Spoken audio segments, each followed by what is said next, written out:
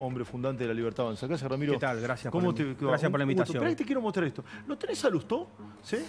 ¿Te puedo robar un minuto antes? Perdón. Sí, lo que quieras, Perdón, es para decirle a Jorge Rial que si está obsesionado con hablar conmigo me puede invitar al programa. Yo voy a C5N también. No solo vengo a la Nación Más, porque me están diciendo que está nuevamente hablando de manera despectiva sobre mi persona. Bueno, que cuando quiera Jorge Rial me invite. Y no tiene por qué estar criticándome si sabe que soy un tipo abierto y voy a todos los canales de televisión. Perdón, ¿eh? No pasa nada. Aprovecho mi libertad de expresión también. No pasa nada, vivimos en un país libre de decir absolutamente lo que quieras. Fíjate lo que decía Martín Lustó. Miren esto que tuiteó Alejandro Fargosi. El republicano presidente de la Unión Cívica Radical, ministro de los K. ¿Sí? Acá está, pero además bonus track, la cadena nacional junto a la jefa, procesada alusión de la 125. Miralo. Siempre ha luchado por generar una sociedad más igualitaria, tiene y tuvo en mente estas diferencias. Presidenta, la producción agropecuaria y su elaboración para generar valor agregado es sin duda un elemento fundamental de la economía argentina y también una de las mayores posibilidades de crecimiento y mejora social que poseemos como país. Pero siempre debemos pensar en un país que nos incluya a todos, un país sustentable, productiva y socialmente, como es la convicción del Gobierno Nacional. Nadie dice que la soja es mala, pero sí tiene profundos efectos en el resto de la actividad productiva, porque encarece el precio de la tierra, tiene efectos sobre el propio suelo como monocultivo, tiene un impacto laboral muy bajo. Tan solo por comparar, 100 hectáreas de soja generan un puesto de trabajo, genera 15 el algodón o generan 50 puestos de trabajo los cítricos. En particular, si uno observa cómo es la estructura de la producción sojera, hay 4.000 productores que tienen más de la mitad de la producción. Repito, el 2,2 se queda casi con la mitad de la producción de soja de la Argentina. Frena ahí. Recuerden que esto, ¿sí? Este catador de republicanismo que es Martín Lustó, ¿sí? Lo quiso impulsar por una resolución. Por ahí ustedes son muy jóvenes, no se acuerdan, pero el cambio, ¿sí? De la alícuota la quiso hacer por resolución. Martín Lustó. Después tuvo que ir al Congreso, pasó... Ese fue el anuncio de la 125. Claro, eso fue el anuncio de la 125. Yo estuve ahí, por eso lo digo. Sí, bueno, eso fue el anuncio de la 125. Te escucho sobre... Bueno, Lustó es uno de los que dice, bueno, hay que ver. Sí, te escucho, Ramiro. No me gusta juzgar a la gente por lo que fue si es que cambiaron, pero como sigue insistiendo con las mismas políticas que en ese momento, entiendo la crítica y acompaño la crítica a Martín Lustó, que es una persona que claramente no entiende cuál fue el problema de la Argentina durante las últimas décadas. Sí, ¿cuál fue el problema de la Argentina, Ramiro? Este tipo de políticas donde el Estado incide por demás en las acciones que tomamos los privados. Entonces, sigue insistiendo con que el Estado tiene que tener más poder cuando tenemos un presidente que en el momento que tiene el poder dice yo no quiero tener este poder. Yo quiero desregular la economía para que el poder lo tengan los privados. Sí. ¿Y Lustó se opone por qué? ¿Por pérdida de protagonismo? ¿Porque no está de acuerdo? ¿Por qué se opone? Tampoco se opuso. Quiero pensar bien y pensar que es por cuestiones ideológicas. Planteó dudas. Quiero pensar bien y pensar que es cuestiones ideológicas y no cuestiones de ego. Pero también puede estar las cuestiones de ego, lo que pasa es que no soy psicólogo, entonces no puedo dar esa postura en firme. Vos me querés decir, como ese economista, él aspiraba a ser presidente y no le dio y ganó Milei. O capaz porque ese economista fue ministro de Economía, fracasó como ministro de Economía, tuvo 20 cargos, nunca logró nada por la Argentina y ahora se está dando cuenta que está logrando mucho. Sí, bueno, lo habrán notado, Lourdes, ¿sí? El punto de confrontación de Milei en el discurso para con el radicalismo, sí, fue muy fuerte. Tomó aire y volvió a decirles, por si no quedó claro, y se lo estaba diciendo a Morales, no estaba ahí, a Lustó y a algunos otros radicales. Yo no sé si lo decía Tetaz. En un rato viene Martín Tetaz y se lo voy a preguntar. ¿Qué ves de todo esto, Carlos? Indudablemente que es un poco en la línea que hablaba Ramiro. Yo creo que hay parte de lo que el presidente Javier Milei llama la casta. Y creo que o están del lado de la casta, yo te decía el otro día, hay una nueva grieta en la República Argentina. O estás con Milei o estás del otro lado. Yo lo planteo quienes están con el cambio y quienes están con la continuidad. Sí. Esto lo planteo yo, pero vos decís... Bueno, el cambio evidentemente es Javier Milei, es todos los legisladores que llegaron de La Libertad Avanza para de alguna manera empezar a cambiar poco. No lo vas a cambiar todo, pero cuando vos hablaste ahí de los cambios, se viene un cambio muy importante en la República Argentina. De esto que vos hablaste, de las leyes y todo lo demás, que es el cambio previsional. Javier Milei habló, dijo que se terminaban las jubilaciones de privilegio, habló de los aportes Y va a haber algo muy revolucionario que va a plantear Javier Milei, que es volver a un sistema mixto de jubilaciones, donde vas a tener la jubilación que tenés ahora y Como si en querés... Uruguay. Eso está en el punto 8 justamente del pacto. Pero, ojo, porque hay 4 millones de personas que no aportaron al sistema jubilatorio que no van a tener los mismos derechos que tienen los jubilados. Igual todo eso, entiendo, va a quedar para la segunda etapa. Ahora Sí, viene el capítulo de la ley ómnibus. Lo que vos planteaste. Ahora viene la ley ómnibus. Lo que vos planteaste. Si no camina, viene la ley anticasta. Pero uno de los y después el acuerdo de mayo. Pero uno de los puntos del acuerdo de mayo tiene que ver con una reestructuración total del sistema previsional de Argentina. Porque vos imaginate esto, hoy hay 6,5 millones de jubilados en la Argentina, de los cuales 2,5 millones hicieron aportes, trabajaron y después hicieron los 30 años de aportes. Hay 4 millones que entraron por moratorias. Sí. Quiere decir que no cumplieron con lo que a vos te piden para ser jubilado. Bueno, en eso se está trabajando desde el ANSES, en eso se está trabajando en muchos lugares del sistema previsional para cambiar la matriz previsional en la República Argentina. ¿Y por qué tiene que ver esto? ¿Por qué? Porque vos hoy tenés 6,5 millones de personas que trabajan en blanco, tenés 6,5 millones de jubilados, tenés 1 a 1. Si vos tuvieras muchos menos jubilados, los jubilados podrían tener un mejor salario en el futuro porque habría más aportantes para cubrir esos jubilados. Pregunta para Ramiro, Lourdes. Vamos. Sí, mi pregunta para Ramiro tiene que ver justamente con uno de los puntos de la ley anticasta y tiene que ver justamente, vos que sos legislador, sobre el tema de diputados y senadores que él habló durante su discurso de reducir, dijo que eran pymes que tenían entre 30 y 40 personas de asesores a algunos diputados. Por eso mismo tenemos que modificar todos los presupuestos, no solamente a nivel nacional, también a niveles provinciales, porque esas cuestiones hay que reducirlas. O sea, todo tipo de privilegio, cuestiones innecesarias, hay que terminarlas. Fíjense la postura del presidente de ir contra el INADI, de ir contra TELAM, que eran organizaciones políticas que no tenían ningún tipo de sentido. Y también pasa a nivel legislativo. Por eso el cambio no tiene que venir solamente por el lado del Poder Ejecutivo Nacional. Tiene que venir a todas las escalas de gobierno y en todos los distritos. Porque hay que hacer un cambio de paradigma, un cambio cultural en la Argentina, donde no sea un negocio, mejor dicho, un currito vivir de la política, sino que sea una responsabilidad. A ver, dame la placa, Gus. Fíjate, se oficializó lo que gana Cristina la Fernández de Kirchner. expresidenta de la Nación. Lo que cobró en enero, 14.548.836, 8.107.506 como expresidenta y 6.441.330 como la pensión de Néstor Kirchner. Ella, recordemos que cobra doble jubilación de privilegio porque en realidad cobra su jubilación y la pensión de Néstor Kirchner. 15 palos. ¿Son cuántas jubilaciones mínimas?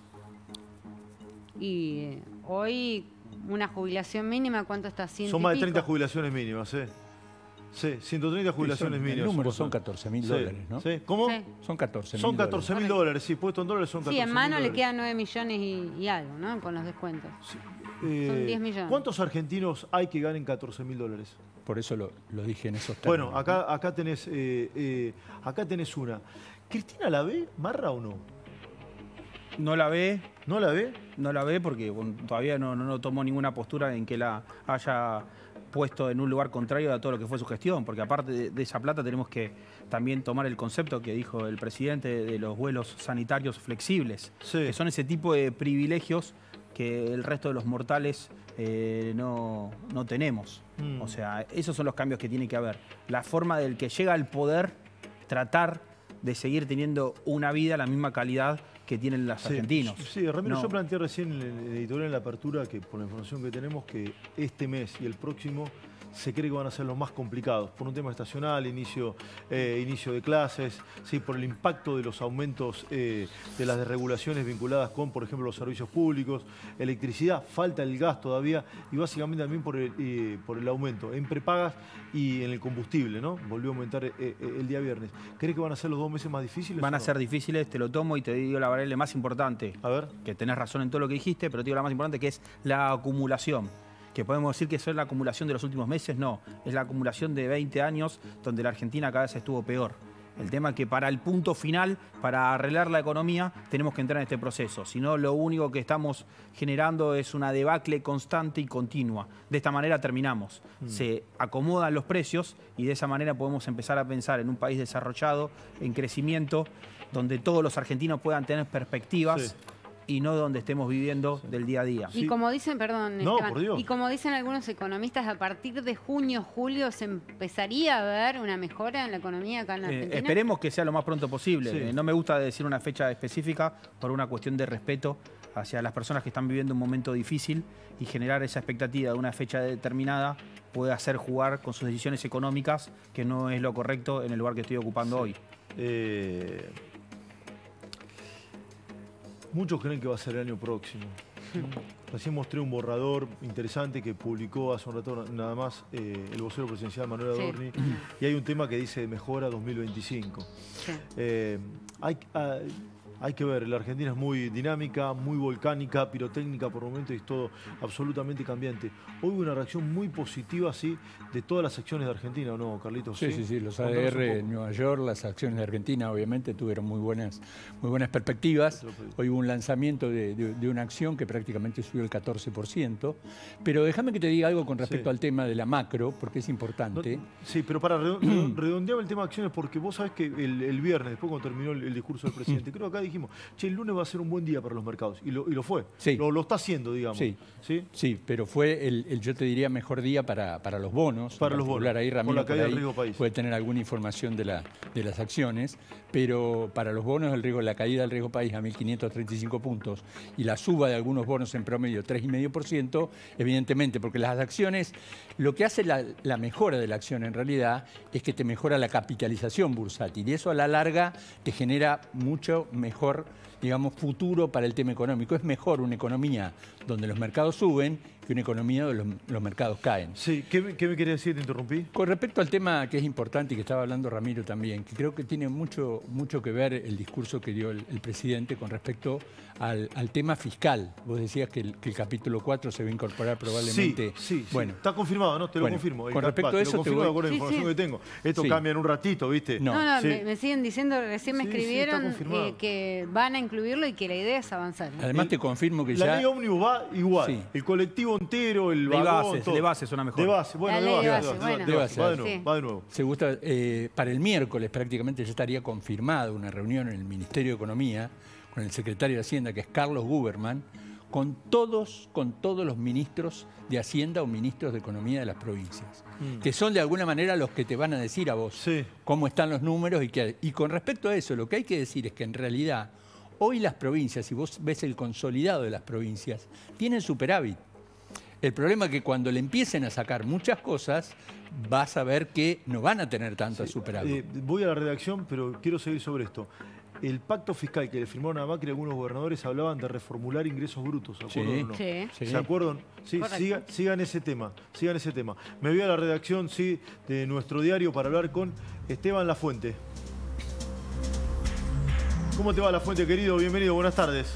¿Qué haces, Esteban? Buenas tardes para vos y a todos allá en la mesa. ¿Cómo estás? Muy bien, un gustazo. Bueno, cae el consumo.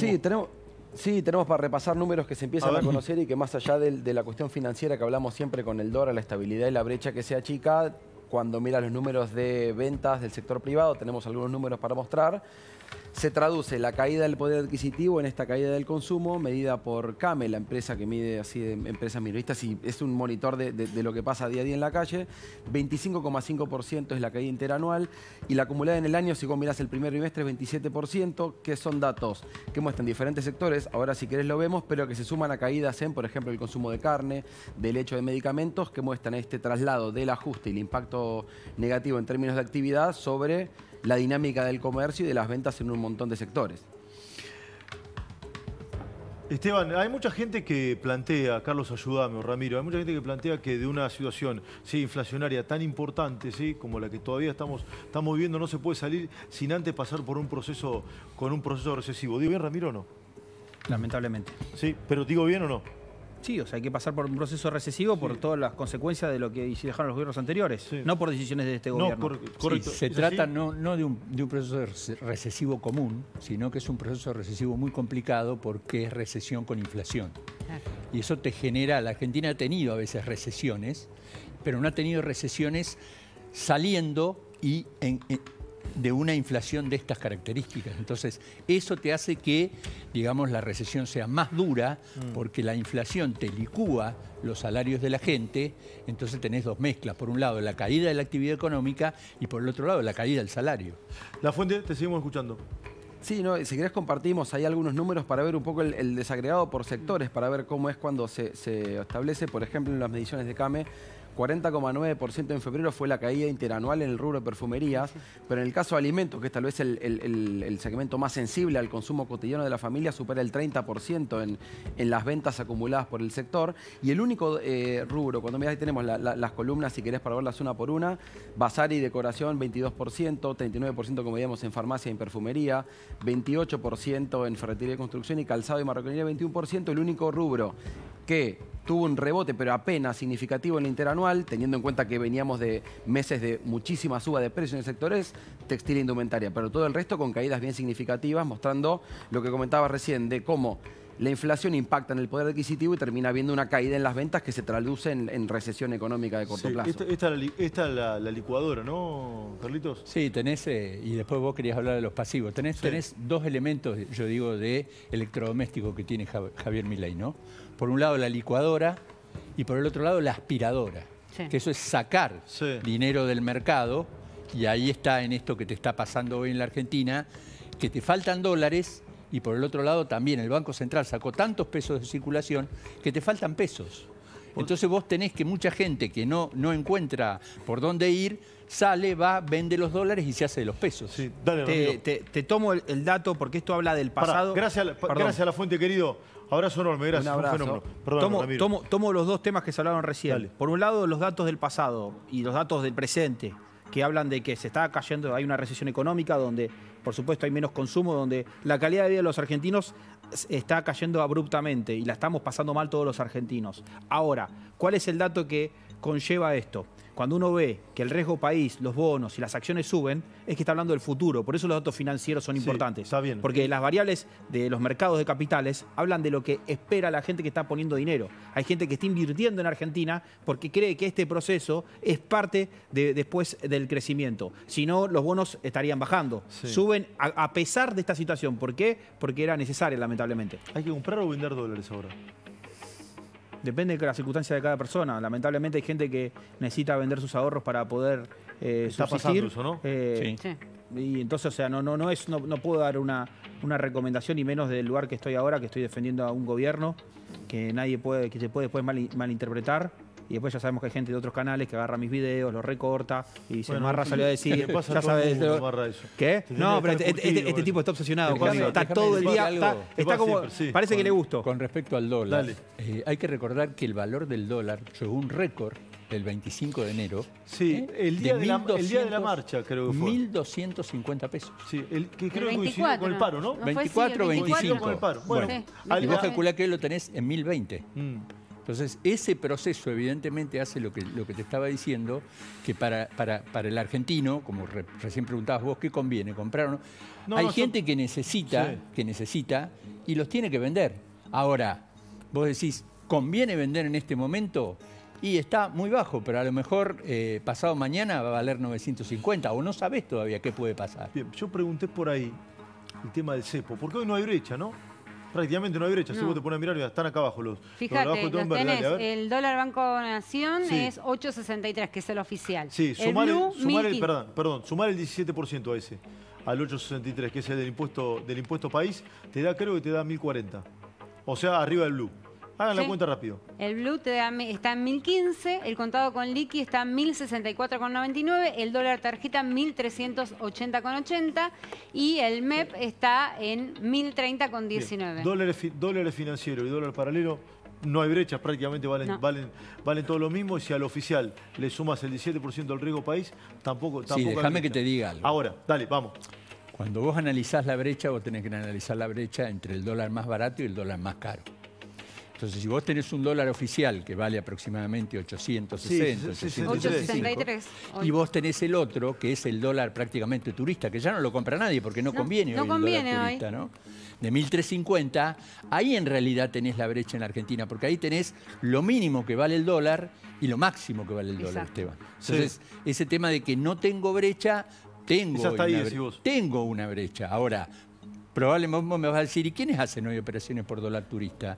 Y casi nadie, porque prefieren directamente poner los dólares que comprar a través del dólar turista. Sí, ahora, alguien me dijo por ahí que todavía para levantar el cepo... Te falta. Sí, faltan, sí. Y ahí está el tema de los pasivos que vos hablabas. Los pasivos remunerados, son 20.000 millones de dólares. ¿Cómo es eso? A ver, contalo. Los pasivos remunerados del Banco Central hoy están alrededor de 50.000, mucho más. en realidad 50.000 millones de pesos, ¿sí?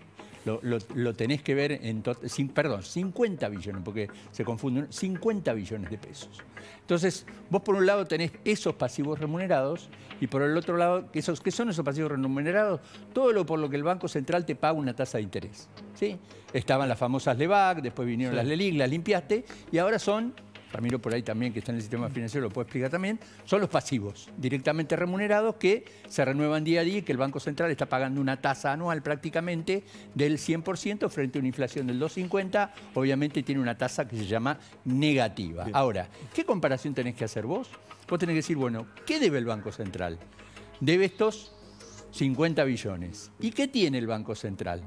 Reservas por aproximadamente unos 27.800 millones. Y ahí hago una relación que hace todo el mercado y a qué dólar tengo que estar ahí. Y a un dólar de 1.700. Si hago los pasivos contra las reservas, que son los activos que tiene el Banco Central, ahí te da lo que se llama, lo que vienen calculando siempre todos los operadores financieros, el famoso dólar de convertibilidad, que si yo hiciera hoy una convertibilidad, ahora... ¿Puedo hacer una convertibilidad? No, no puedo hacer una convertibilidad. ¿Qué puedo hacer? Nadie, eso por lo que tengo entendido. No, ¿qué puedo hacer? Empezar a ver de sacarte un montón de restricciones para a la larga eliminarte el famoso cepo cambiario. Porque el cepo, Esteban, ¿qué significa un cepo? Una limitación, básicamente. Que yo te restrinja, o sea, que yo te restrinja a vos la posibilidad de comprar dólares. Sí. Eso significa cepo. Entonces, cuanto menos restricciones yo tenga en el mercado financiero, más fácil va a ser salir del cepo. Y también para salir del cepo, tenés que ver, como dice el gobierno, tengo que tener aproximadamente unos 10.000 o 15.000 millones de dólares más de reservas para poder aguantarme lo que se llama, lo que está afuera, que es lo que Javier Milei llama el money overhang, y que él ya dijo que prácticamente hay muy poco money overhang. ¿Qué es money overhang? Es dinero caliente, aquel que está dando vuelta y que vos podés ir y querés comprar los dólares. Bien, pones un puntito cortito que te quiero a la pausa. Sí, rápido, le quería preguntar a Marra acerca del punto 9 de Milei, si quiere me lo responde después de la pausa. Responde la pausa. Claro, te lo hago ahora y me lo respondes después de la pausa. Sobre el punto 9 que habla de la reforma política estructural que vuelva a delinear los intereses entre los representantes y los representados. Perfecto, después de la pausa.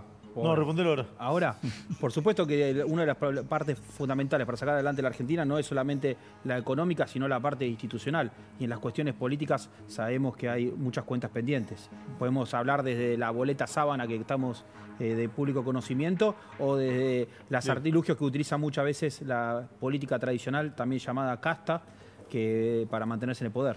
Gracias, Ramiro.